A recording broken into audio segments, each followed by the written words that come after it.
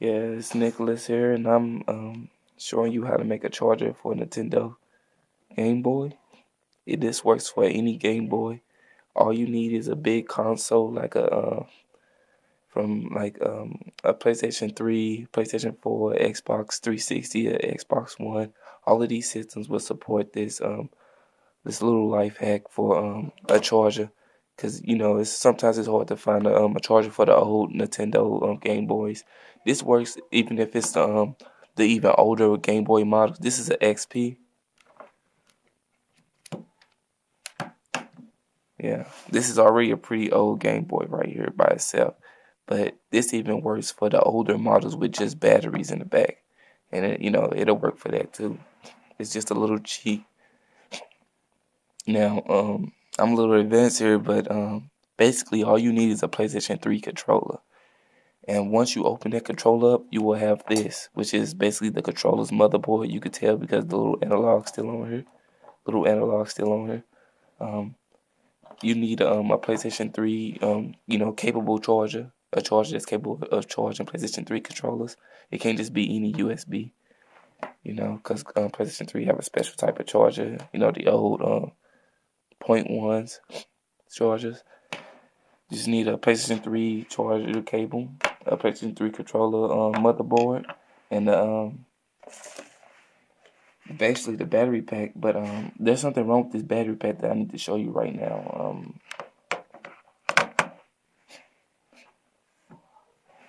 This little white piece, it's cause mine broke because my cords got worn, but I just replaced them today.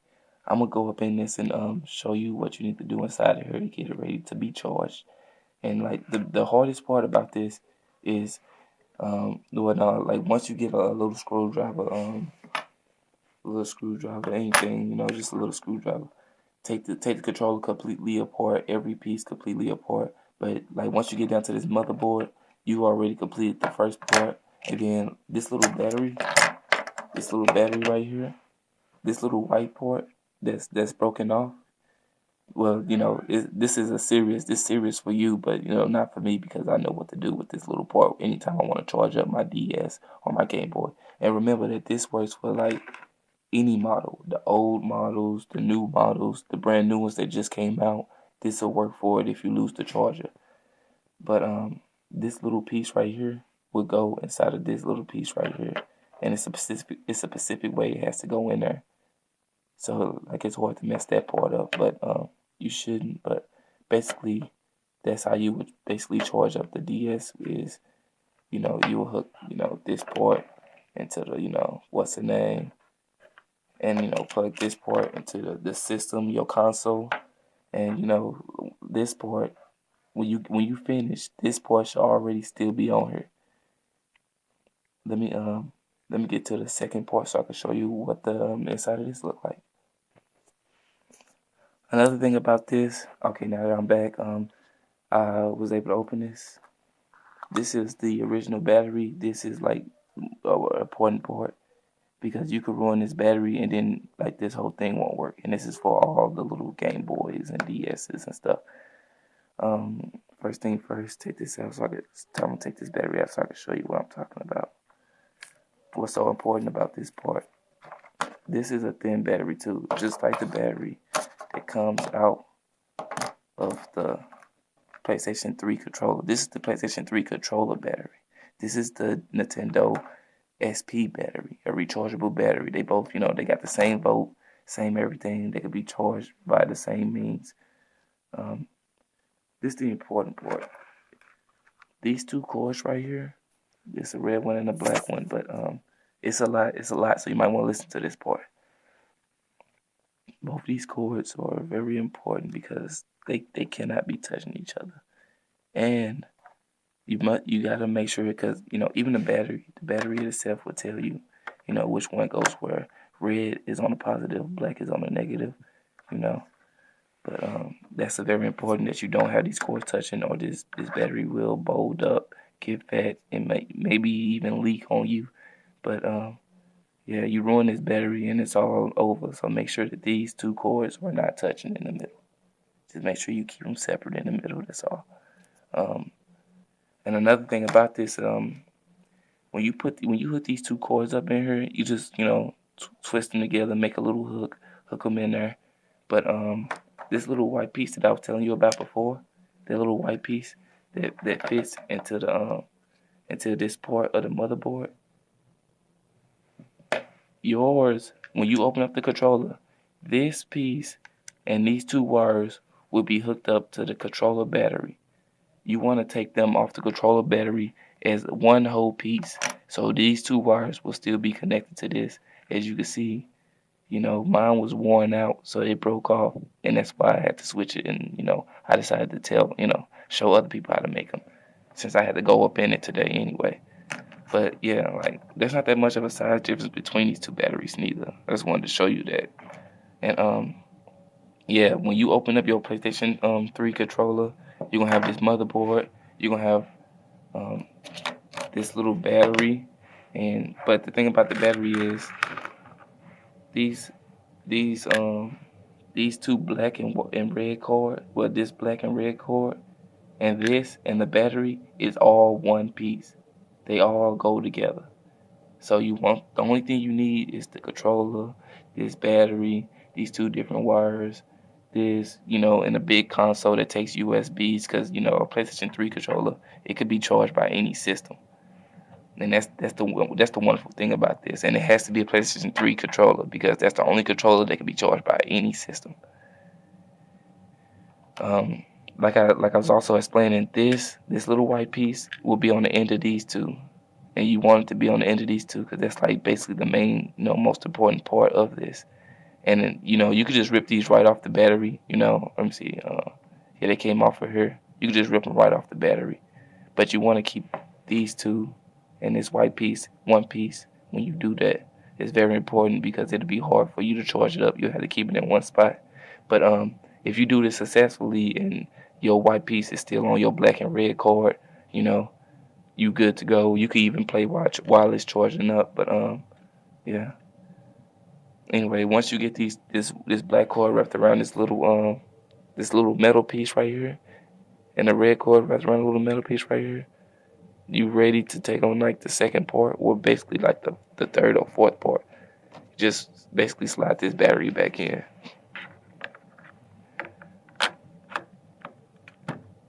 And oh yeah, the battery itself, as you can see, the battery itself has a little piece, but not all SP or DS batteries are the same. But the SP has a little piece that keeps these cords separated, so you don't have to worry about it. And like I said, like it'll be this, but this would be hanging off the tip. This little white piece would be hanging off of here, But mine broke off because it's a little old, stuff. But yours will still be on there. Yours is be hanging off of these two cords right here. And you just, make sure you keep these cords close together, and close it back up basically.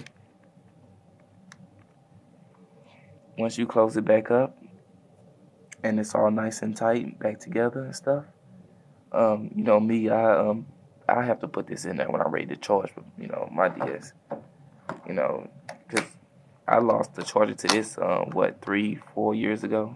Yeah. I think like 3-4 years ago, and then on top of that, it took me some time to have the balls enough to break a PlayStation 3 controller and open it up and tweak with it to see if I can make a charge out of it. So this was just something I found on a humbug, and I'm happy to share with anybody.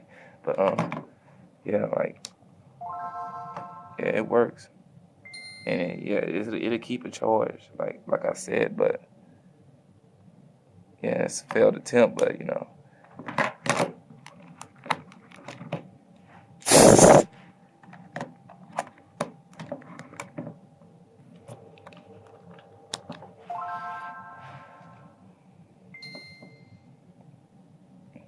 yeah, I'm playing Dragon Ball Z.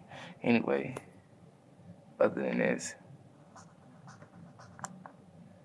once you get that together, when you need to charge it, all you would do, well, what I have to do is I have to, if your piece is broken off and it's no longer, connected to these cords anymore, the thing that I do, I just go ahead and slide this piece back into here, and then I slide these two cords back into the little.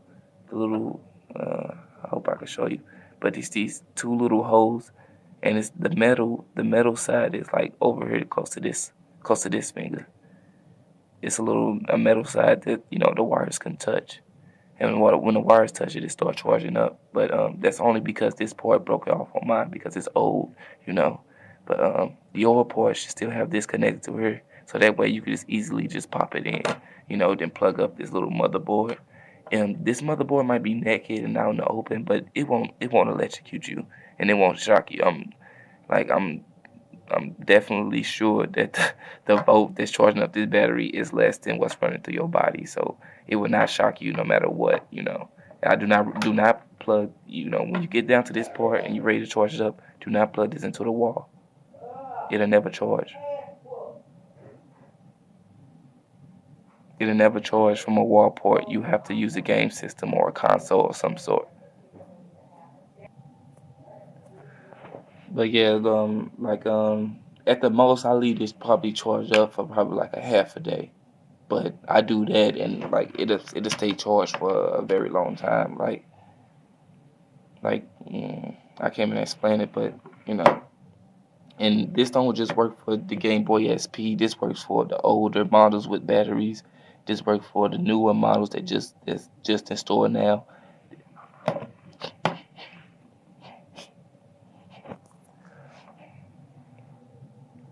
All you need is the USB that's capable of charging a PlayStation 3 controller, PlayStation 3 controller motherboard. The PlayStation 3 battery pack, PlayStation 3 controller battery pack from out the controller, and like I said,